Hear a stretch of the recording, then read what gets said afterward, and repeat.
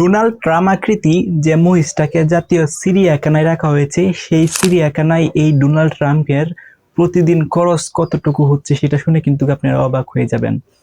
অর্থাৎ এই ঈদে ডোনাল্ড ট্রাম্পের মতো দেখতে হুবহু একটা মহিষ, এটা কিন্তু সামাজিক যোগাযোগ মাধ্যমে কিন্তু ব্যাপকভাবে ভাইরাল হয় এবং এক পর্যায়ে এই মহিষটাকে কুরবানি করার উদ্দেশ্যে এক ব্যক্তি ক্রয় করে এবং কিনে। তারপর এই যে বিষয়টা, এটা কিন্তু নজর আসে স্বরাষ্ট্র মন্ত্রণালয় থেকে বা স্বরাষ্ট্রমন্ত্রী। তারপর ওনার নির্দেশে কিন্তু এই মহিষটাকে আর কুরবানি করা সম্ভব হয় না এবং এটাকে স্থান দেওয়া হয়েছে জাতীয় চিড়িয়াখানায়। এখন প্রশ্ন হচ্ছে, এই যে মহিষটা আছে ডোনাল্ড ট্রাম্পের যে অবয়ব বা দেখতে ডোনাল্ড ট্রাম্পের মতো, এই মহিষটাকে যে জাতীয় চিড়িয়াখানায় রাখা হয়েছে, এই চিড়িয়াখানার মধ্যে এই মহিষটাকে যে পরিচর্যা করা হইতেছে, এটাকে কিন্তু হাই পিউরিটি বা পাইরিটি দেওয়া হইতেছে। অর্থাৎ যে সংশ্লিষ্ট সূত্র আছে সেখানে জানায় প্রতিদিন এই ডোনাল্ড ট্রাম্পের খাবার বাবদ হচ্ছে 900 থেকে 1200 টাকার ভিতরে খরচ হচ্ছে।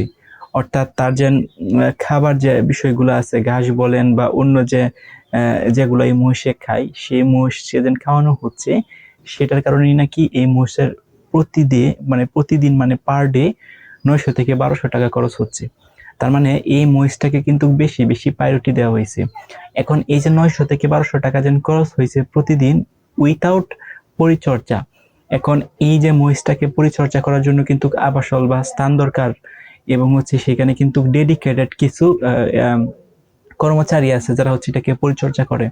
সো ওভারঅল নিয়ে যদি চিন্তা করে তাহলে এটার যে খরচটা আছে পার ডে, সেটা কিন্তু আরো বেড়ে যাবে। সেটা হতে পারে 2000 থেকে 2500 টাকার ভিতরে। এখন আপনাদের কাছে কি মনে হচ্ছে না যে এই যে মহিষটা আছে, এই মহিষটাকে চিড়িয়াখানা যারা কর্তৃপক্ষ আছে তারা বেশি প্রায়োরিটি দিচ্ছে? এখন প্রশ্ন হচ্ছে কেন বেশি প্রায়োরিটি দিচ্ছে? তো চিড়িয়াখানাতে কিন্তু এরকম অসংখ্য আরো প্রাণী আছে। সো মানুষে ভেদাভেদ থাকে। এখন প্রাণীর মধ্যেও কিন্তু একটা ভেদাভেদ তৈরি হবে। যদি যে নিউজটা বা যে সূত্র থেকে এই নিউজগুলো আসতেছে যে এই যে ডোনাল্ড ট্রাম্প আকৃতির যে মহিষটা আছে সেটাকে পরিচর্যা করার জন্য পার ডে 900 থেকে 1200 টাকা বা তার বেশি টাকা খরচ হচ্ছে। সো তার মানে এই যে মহিষ যতগুলো আছে বা এই মহিষ সমতুল্য যে প্রাণীগুলো আছে, সেই প্রাণীগুলোকেও কিন্তু সেম পরিমাণ খাবার দেওয়া উচিত। না হলে কিন্তু আপনি চিন্তা করে দেখেন প্রাণী কিন্তু একটা বৈষম্যবোধ তৈরি হয়ে যাবে।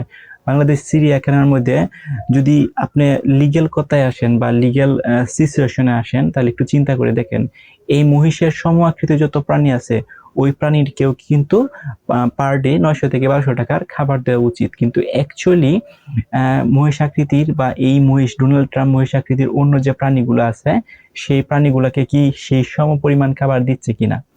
যদি কম দেওয়া থাকে বা কম দেওয়া হয় তাহলে কিন্তু এটা বৈষম্যবোধ হচ্ছে আমার মনে হয়। আর এই যে ডোনাল্ড ট্রাম্প আকৃতির যে মহিষটা আছে সেটাকে দেখার জন্য কিন্তু এই ঈদে হিউজ অফ অ্যামাউন্ট বা huge of massive number of people কিন্তু জাতীয় চিড়িয়াখানায় গেছে শুধুমাত্র এই ডোনাল্ড ট্রাম্প মহিষটাকে দেখার জন্য।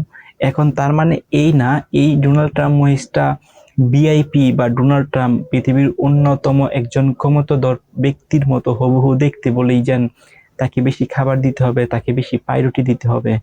এটা কিন্তু যদি করে থাকে সিরিয়ার কর্তৃপক্ষ তাহলে ডেফিনেটলি এটা অন্যায় এবং এটা হচ্ছে পশু যারা আছে পশুর মধ্যে কিন্তু ভেদাভেদ ক্রিয়েট হচ্ছে।